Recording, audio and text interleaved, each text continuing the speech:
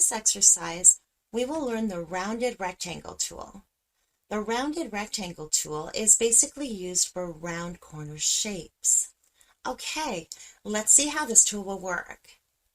If we right-click on the rectangle tool, or we can just press Shift and U to select this tool. Okay, I have selected this tool and just click and drag here, and now we have a rounded corner shape. It is not completely round. Okay, we have some other shape options here. Path and pixels. I recommend you to use path and shape only. In pixels, the result of the shape will not be good because it will work in vector form. In path and shape, we can increase and decrease the size easily without any quality loss. Okay, next we have fill option.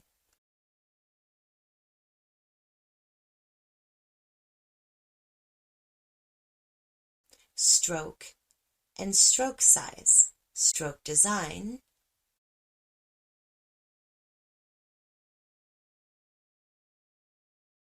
next is width and height. We already know about those ones.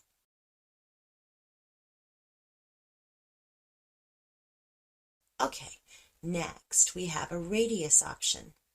If we increase it, the corners will be round shapes, something like that.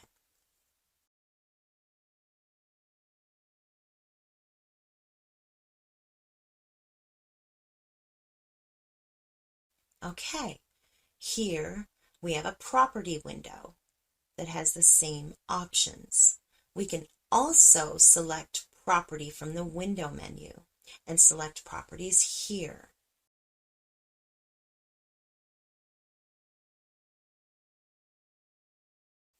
Okay, now we have corner options here.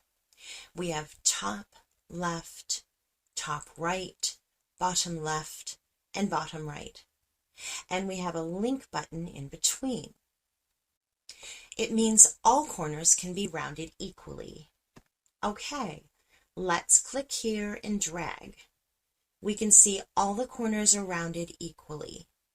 If we check this off, then we are only able to round it one by one.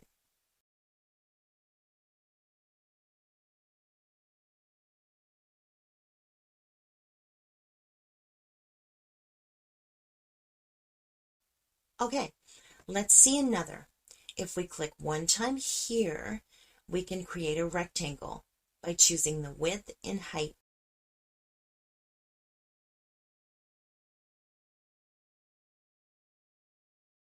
Let's press OK.